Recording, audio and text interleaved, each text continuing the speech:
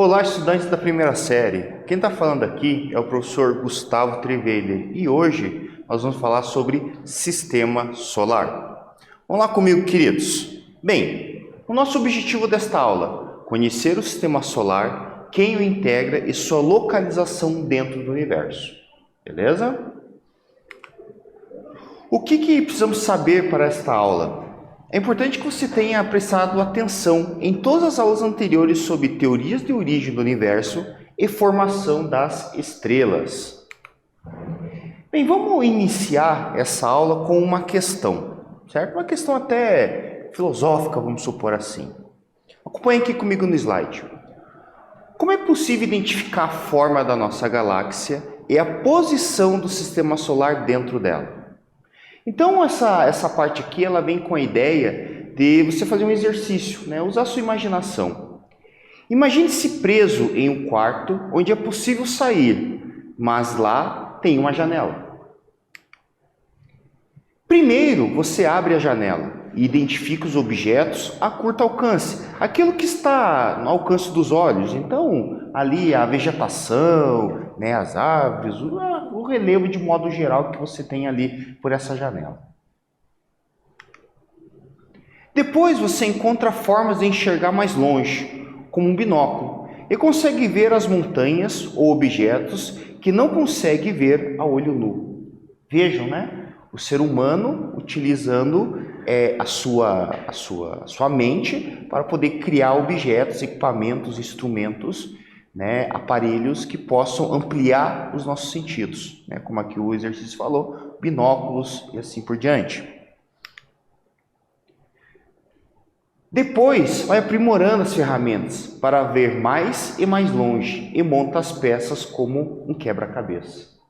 Veja que interessante essa parte, né? Imagem de um quebra-cabeça. Como assim imagem de um quebra-cabeça? É muito simples. Quando nós vamos fazendo as formações de imagens de galáxia, universo de modo geral, aquelas imagens normalmente que passam na televisão, que são de divulgação científica e tal, na verdade elas são composições, né? Então são muitas vezes vários equipamentos apontados para o mesmo ponto e essas informações são compiladas e aí você consegue gerar uma imagem ao todo, né? Muitas vezes são representações artísticas, né? Mas que representam uma realidade. Não podemos tirar uma foto da nossa galáxia, teríamos que estar fora dela para isso. E um dos nossos sistemas solar é muito uma do nosso sistema solar ainda é muito difícil. Mas utilizamos ferramentas que temos como análise da trajetória de estrelas, imagens obtidas por telescópios, equações, como os da teoria da relatividade, podemos estipular o formato da nossa galáxia com grande precisão. Vejam, né?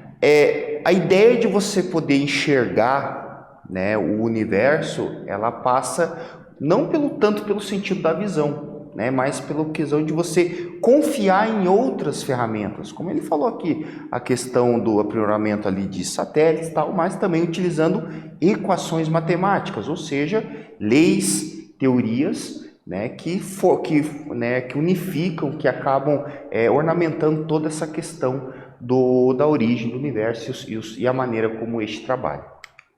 Bem, vamos falar um pouquinho aqui agora sobre a localização da Terra, né? Então veja essa foto bonita que vocês estão vendo aqui do lado da Terra. Podemos considerar a Terra como o nosso quarto e o céu como a nossa janela, fazendo uma comparação com aquilo que a gente viu antes. A Terra translada em uma estrela chamada Sol, logo ela é um dos integrantes do chamado Sistema Solar. Um sistema planetário é formado por diversos corpos celestes, como planetas e seus satélites, planetas anões, asteroides, cometas, entre outros corpos celestes, ou fragmentos menores que orbitam uma a outra. Se vocês observarem essa imagem aqui, né, vocês podem perceber que existe uma certa organização. Aquilo que o Kepler, que nós vamos falar um pouquinho para frente, chama de, né, uma certa harmonia, né? Então as coisas estão organizadas de uma maneira elegante, certo? Como você pode perceber aqui, ó, você tem a imagem do Sol, né, os primeiros planetas aqui que seria Mercúrio, Vênus, Terra, Marte, cinturão de asteroides, depois vem os planetas Júpiter, Saturno, Urano e Netuno e depois um outro cinturão aqui, certo? essa organização que vocês estão vendo aqui, né, nós vamos falar algum desses elementos aqui ao longo desta aula, ok? A estrela mais próxima do Sol está a cerca de 4,5 anos-luz de distância, ou cerca de 43 trilhões de quilômetros. O seu nome a próxima é Centauri, certo? O que acontece, né? O que quer dizer 4,5 anos-luz? Significa que a luz demora 4,5 anos-luz para poder chegar aos nossos olhos, né? Então, o que a gente está vendo, na verdade, das estrelas é sempre o passado, né? Então, você pode imaginar que aquela luz ela saiu àquela distância. No caso, ali nós estamos falando que ela se encontra, né, o Centauri se encontra a 4,5 anos-luz da Terra, ou seja, a luz demora tudo isso aí. Isso dá uma noção de distância, né? Lembrando que a luz viaja a uma velocidade gigantesca, a maior de todas, né? Aí tem uma questão interessante. O próprio Sol, né, a luz do Sol demora em torno de 8 minutos para chegar na Terra, né? Bastante, ou seja, eu estou vendo o passado do Sol. Então, se por acaso acontecesse alguma coisa do Sol, entre aspas, o Sol apagasse, né, eu ia perceber isso depois de 8 minutos, certo? Vamos continuar aqui a nossa viagem. Um grupo de estrelas, assim como um incontável número de outras estrelas, na casa dos bilhões e trilhões, formam uma galáxia. Então veja que a galáxia é esse aglomerado de estrelas aí. Então vejam, nós estamos no nosso planetinha, que faz parte de um sistema solar, planetinha do bom sentido, obviamente, porque, né, a Terra é maravilhosa, ela tem várias peculiaridades que não possíveis ser encontradas em outros lugares a princípio. E nós temos aqui nosso planeta, o sistema solar, e o sistema solar compõe uma galáxia. Então, sempre um conjunto, né, coisas dentro de um conjunto.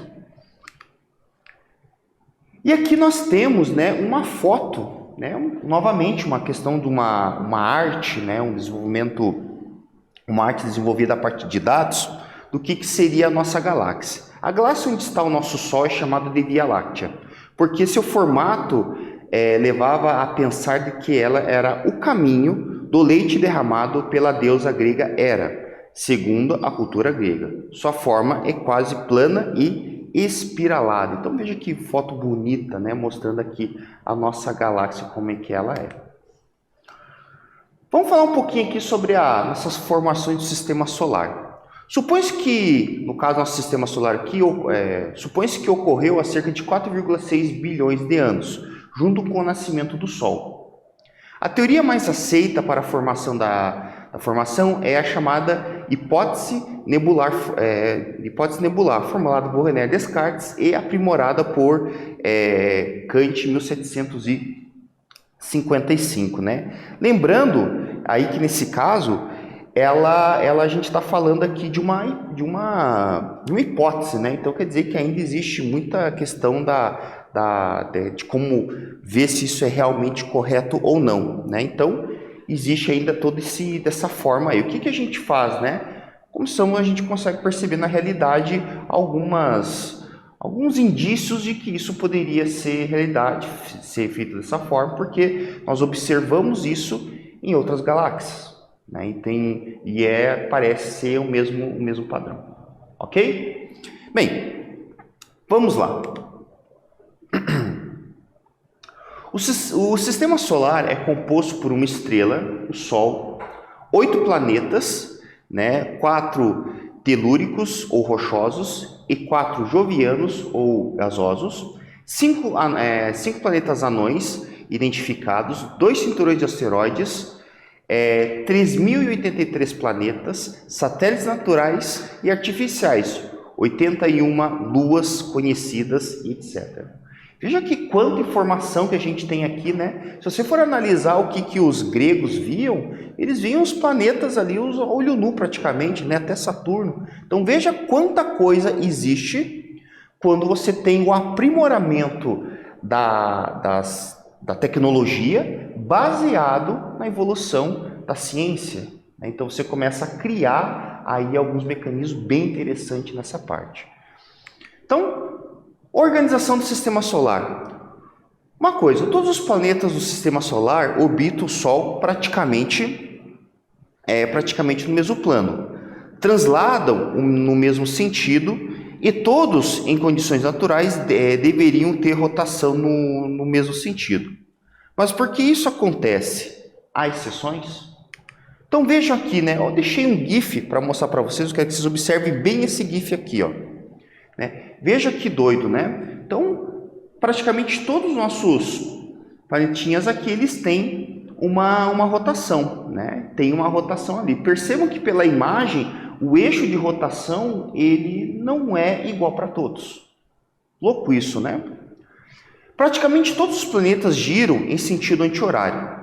A órbita de Vênus, né? No caso, se você observar Vênus aqui, ele tem uma órbita diferenciada. A órbita de Vênus foi tombada em 180 graus e o de Urano foi tombada em 90 graus. Certo? Então, se você for comparar aqui praticamente, né, existe aqui nesse GIF, aqui, se vocês forem observando, que Mercúrio praticamente ele está alinhado, como se fosse um peão. Imagina a rotação como um peão. Então, se você for imaginar, o peão, a tendência de movimento dele é estar, no caso, 90 graus aqui com o solo praticamente, certo? Se você perceber, existe um eixo, a inclinação do eixo. Então, tem planetas que tem mais, tem planetas que tem menos. No nosso caso da Terra aqui, a nossa Terra está em torno de 23,4 graus, certo? Mas tem planetas como ali, se você for olhar, Vênus está em torno de 180 graus. E se você observar, por exemplo, o Urano, ele está em 90 graus.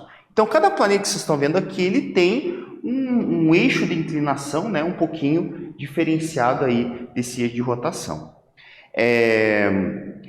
A hipótese mais conhecida para esse tombamento desses eixos é que devido ao choque com algum corpo de grande massa, né, isso pode ter acontecido.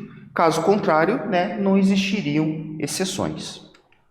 Bem, nesse momento eu vou deixar para vocês uma atividade, certo? Seria interessante vocês conseguirem acessar esse link, mas caso não consigam, a gente tem uma imagem aqui que vai poder auxiliar um pouquinho melhor. Tá? Então, se você tiver oportunidade, acesse o link, brinque um pouquinho com ele e depois, qualquer coisa, faça essa atividade. Então, acompanhe comigo aqui na tela. Acesse o Skylab e analise as órbitas dos planetas, responda as duas perguntas aqui. Primeira pergunta: as órbitas estão alinhadas ou seguem um padrão caótico? 2. A órbita de algum planeta se cruza? Eu vou dar um tempo para vocês poderem trabalhar aqui e a gente volta depois para responder.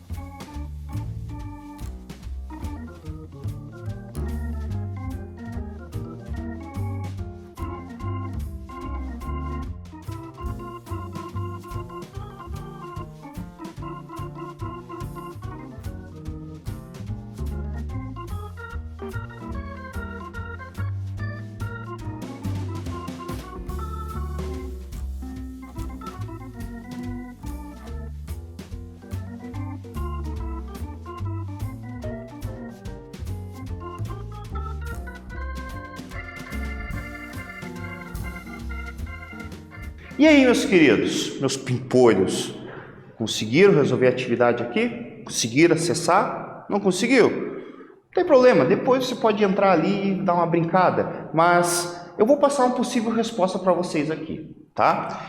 Então, assim, primeira pergunta, as órbitas estão alinhadas ou seguem um padrão caótico? Nossa resposta é: a tendência é que todas as órbitas fiquem alinhadas ao equador solar. Isso acontece devido ao princípio de conservação de energia. Corpos celestes mais distantes e menos massivos podem ter um desvio maior, né? Então essa é a nossa explicação, né? Claro que às vezes você não utilizou esses termos, tal, mas muitas vezes, né, isso não existe uma resposta que tem que ser exatamente igual a isso. Você pode ter pensado da sua forma, ok? Bem, a pergunta é: a órbita de algum planeta se cruza? Né? A órbita de nenhum planeta se cruza, mas é possível notar que o planeta anão Plutão tem uma órbita bem atípica, né? Então ele está bem fora ali do nosso plano do equador solar, ok? Bem, vamos lá, né? Agora, nesse momento, meus queridos, nós vamos falar um pouquinho, algumas características gerais dos planetas, certo? E depois vamos falar um pouquinho sobre o nosso Sol, ok? Então, eu vou passar algumas informações aqui sobre os planetas do nosso sistema solar aqui. Então, acompanhe comigo na tela, né? Então, a primeira coisa que a gente tem que são os planetas rochosos, né? Ou telúricos. São pequenos e densos, têm pouca ou nenhum satélite e suas atmosferas são densas. São os 4 primeiros planetas do sistema solar. Nesse caso, nós temos o nosso primeiro, que é o Mercúrio, que é o menor dos 8 planetas, tem uma aceleração da gravidade de 3,7 metros por segundo, cerca de 2/5 da aceleração gravitacional da Terra. Alta densidade, 5,43 gramas por centímetro cúbico. E a temperatura varia de menos 183 a 473 graus Celsius. Loucura isso, né? Dista cerca de 59 vezes 10 a sexta quilômetros do Sol, né? Ou seja, 59 milhões de quilômetros do Sol. Não tem atmosfera e satélites naturais. Beleza? Bem, Vênus, segundo planeta, é similar à Terra em tamanho, tem aceleração da gravidade de 8,9, certo? Lembrando que a gravidade da Terra, aqui, uma informação que vocês não têm, é de 9,83, então está relativamente próximo. Densidade de 5,24 gramas por centímetro cúbico e é o planeta mais quente do sistema solar, com temperaturas que podem ultrapassar 480 graus Celsius. Ele dista em torno de 108 milhões de quilômetros do Sol. A pressão atmosférica é similar a 1.000 quilômetros abaixo da água da Terra. Sua atmosfera natural se chama Titã. Seu satélite natural se chama Titã.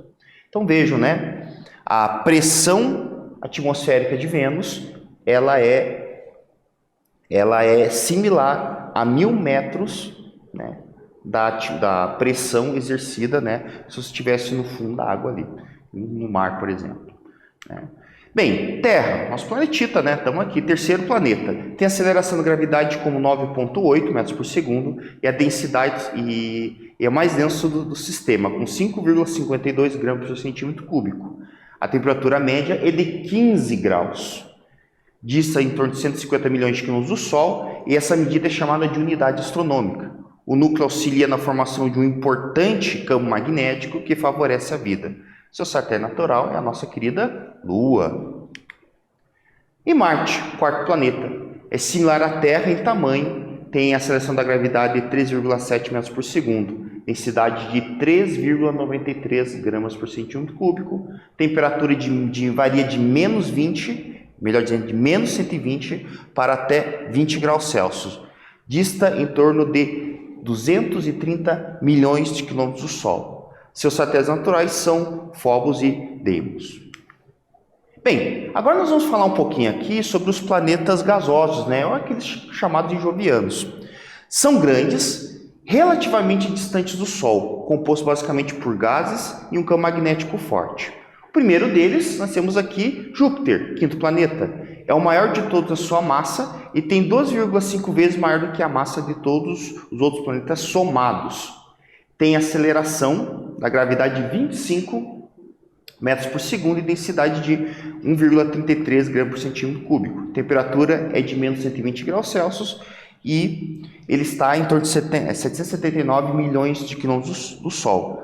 Tem 79 luas. Saturno, o sexto planeta, né? Todos os planetas gasosos têm anéis, mas Saturno são aqueles que são mais evidentes. A sua aceleração da gravidade é em torno de 10,4 metros por segundo. Densidade menor que a da água, 0,678, né? E a temperatura lá de menos 125 graus Celsius, né? E ele tem aproximadamente 82 luas conhecidas. Nós temos Urano, que a aceleração da gravidade é muito próxima da Terra, 8,7, densidade de 1,27. Ele está em torno de 3 mil milhões de quilômetros do Sol, certo? E ele tem aproximadamente 27 luas. O interessante disto é que ele foi o primeiro planeta a ser descoberto por instrumentos.